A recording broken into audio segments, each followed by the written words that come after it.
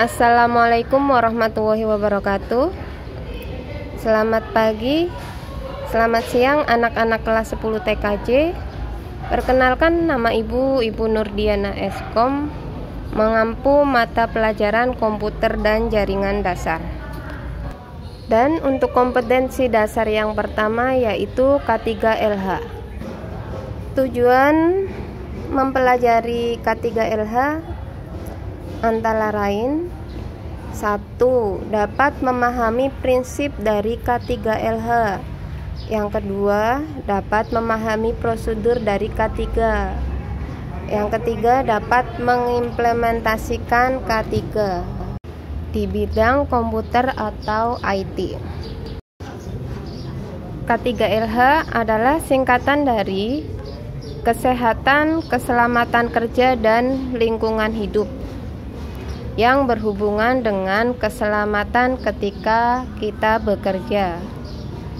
K3LH merupakan upaya untuk melindungi karyawan atau tenaga kerja agar selalu dalam keadaan sehat dan selamat selama bekerja di tempat kerja atau di perusahaan, serta dengan menerapkan K3LH dalam kegiatan praktek, sehingga peserta didik akan terlindungi, selamat, dan sehat dalam melaksanakan kegiatan praktek yang berhubungan dengan IT atau komputer. Prosedur K3 pada proses perakitan PC atau perakitan komputer. Yang pertama, hindari merakit dalam keadaan berkeringat. Kenapa? Karena ketika kita berkeringat memungkinkan keringat itu menetes atau menempel ke komponen yang sedang kita rakit. Yang kedua, hindari memegang atau menyentuh langsung kaki prosesor, termasuk chipsetnya. Yang ketiga, ketika kita mau memasang komponen-komponen pada motherboard, pastikan komputer dalam keadaan mati atau power supply dalam keadaan mati. Kemudian yang keempat, jangan lupa untuk mempersiapkan alat dan bahan sebelum proses perakitan. Juga gunakan alat sesuai dengan fungsinya. Contoh, untuk membuka baut atau memutar baut, ya kita gunakan obeng. Jangan sampai kita menggunakan alat sembarangan. Kemudian yang kelima, hindari memasang komponen-komponen dengan kasar karena dapat merusak komponen komputer.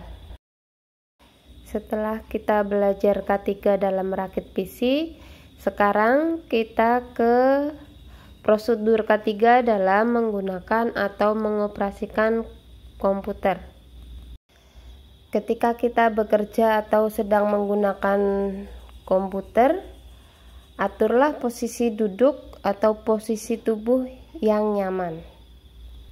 Kemudian yang kedua, aturlah posisi perangkat komputer dan ruangan sehingga memberikan rasa nyaman bagi kita.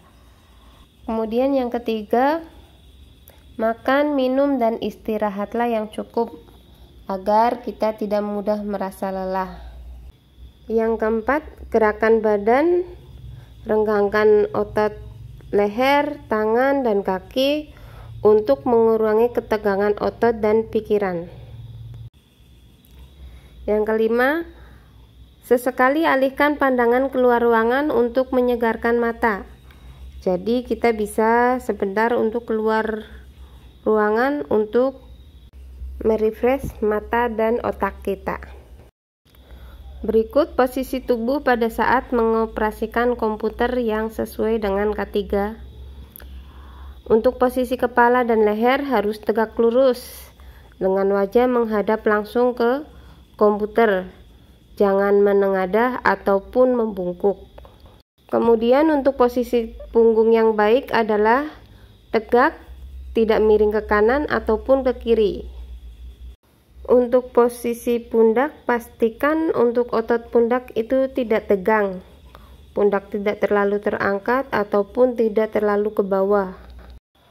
Untuk posisi monitor harus diletakkan di tempat yang tidak memantulkan cahaya lain. Letakkan monitor lebih rendah dari garis horizontal mata. Aturlah cahaya monitor atau kontras dan brightness agar tidak terlalu gelap ataupun terlalu terang. Sering-seringlah mengedipkan mata. Apabila mata terasa lelah, kita bisa mengalihkan pandangan kita keluar atau berjalan keluar ruangan untuk menyegarkan mata kita. Untuk posisi keyboard, letakkan di tempat yang mudah dijangkau agar kita tidak harus membungkuk atau menengadah dalam menginputkan data atau mengetikkan data. Untuk posisi mouse juga sama seperti keyboard, letakkan mouse berada di sebelah kanan keyboard. Untuk posisi meja dan kursi harus berada di dalam posisi yang membuat kita nyaman agar otot kita tidak tegang dan kelelahan. Dan usahakan untuk duduk di kursi yang memiliki sandaran yang nyaman. Berikut gambar prosedur K3 dalam menggunakan atau mengoperasikan komputer, baik posisi duduk ataupun posisi perangkat-perangkat komputer. Kemudian setelah kalian menonton dan menyimak video K3LH, silahkan kalian jawab pertanyaan berikut ini.